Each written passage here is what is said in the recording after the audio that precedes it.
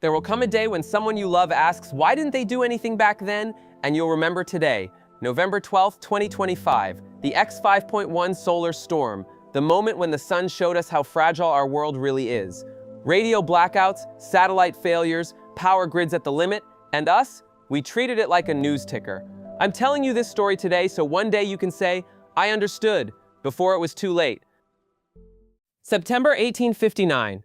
People wake up to see auroras over Cuba, Hawaii, Rome, the world glowing bright enough at midnight to read a newspaper, telegraph operators getting electric shocks, papers catching fire. The Carrington event, the most powerful solar eruption in recorded history, and almost nobody cared, because in 1859, we had no satellites, no GPS, no power grids. We were vulnerable, but didn't know it. Today, we're the opposite. We can predict solar storms days in advance. We know exactly what's coming, and yet we scroll past the headline. We say scientists always exaggerate. Why are we so good at ignoring dangers we can't touch? March 1989, Quebec, Canada. 2 in the morning. A solar eruption from 2 days earlier reaches Earth. Within minutes, the entire power grid collapses. 6 million people sit in darkness, no lights, no heat, in -10-degree weather, for 9 hours. 9 hours where an entire province lives in the 18th century because the sun coughed, and that was only an X15 flare, 3 times stronger than today's X5.1. But in '89, our infrastructure was simpler. No cell phones, no GPS, no internet. Imagine today, an X15 hits Earth. No power means no traffic lights, no banks, no ATMs, no hospitals beyond basic care.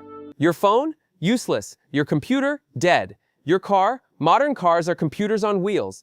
If the electronics fry, you're not going anywhere. Here's the truth. We believe we've conquered nature. Your grandparents woke when the sun rose. No electric lights. They ate local food. No refrigerators. Nature was everywhere. Today you flip a switch and there's light. You open the fridge and there are strawberries in January. You drive through blizzards as if weather doesn't matter. We've built a bubble, and inside this bubble, it feels like we've won. But we haven't conquered nature. We've just found a cozy space within its rules, and the sun doesn't play by our rules. The sun has no feelings. It doesn't notice us. It fuses hydrogen into helium for 5 billion years, and sometimes when magnetic fields twist and tear, it explodes a little.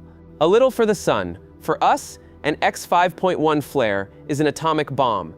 AR-4274, this sunspot is larger than Earth. It fired 5 X-class flares in 7 days. That's not an anomaly, that's solar cycle 25, completely normal. The sun gets active, then calm, then active again, every 11 years. We know this, we can predict it, but we treat the sun like weather, as if a solar storm is a rain shower.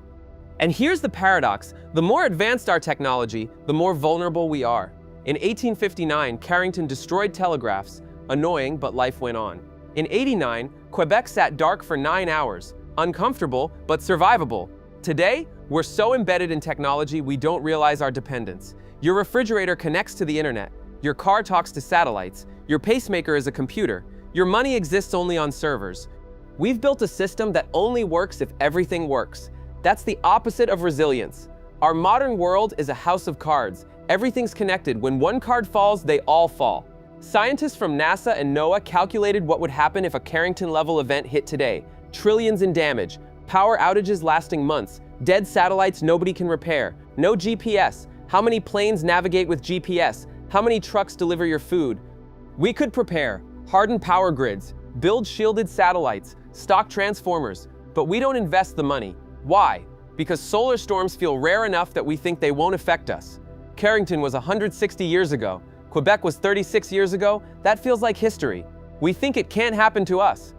But scientists say there's a 10 to 12% chance of a Carrington-level event in the next 10 years. Would you board a plane with a 10% crash chance? No, but with the sun we say, that won't happen. Until it does. The X5.1 today? That's not the catastrophe. That's the smoke alarm. NOAA gave us 84 hours warning. We know what's coming.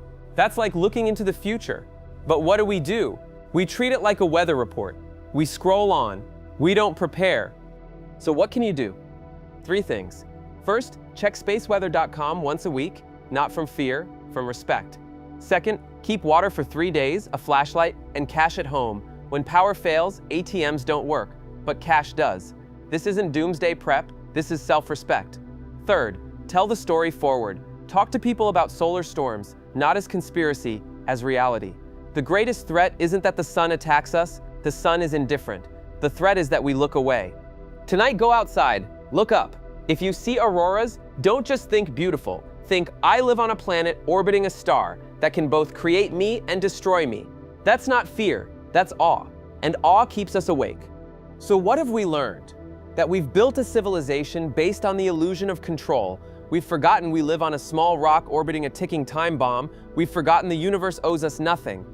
But here's the truth. You're not helpless. You're just finite. And that's okay. Vulnerability isn't weakness. It's the condition under which all life exists. You're vulnerable because you're alive. The solar storm is coming. Maybe nothing happens. Maybe Europe glows green tonight. Maybe in 20 years a Carrington event changes everything. And we'll ask why we didn't act when we had time. We're ready when we stop pretending we're invincible. When we treat the sun with respect, not fear. Respect, humility, understanding we're guests in a universe older and bigger than we can imagine. If this gave you something, a feeling, an insight, click the like button, write in the comments, did you see auroras? Are we prepared or living on a ticking time bomb? Subscribe for more content about space, science, the big questions. The sun doesn't wait, but we can learn to listen. Thank you for being here. Look up tonight. You're made of stardust. The atoms in your body were once in a star that exploded billions of years ago. You are the universe observing itself. That's the greatest wonder of all. Until next time,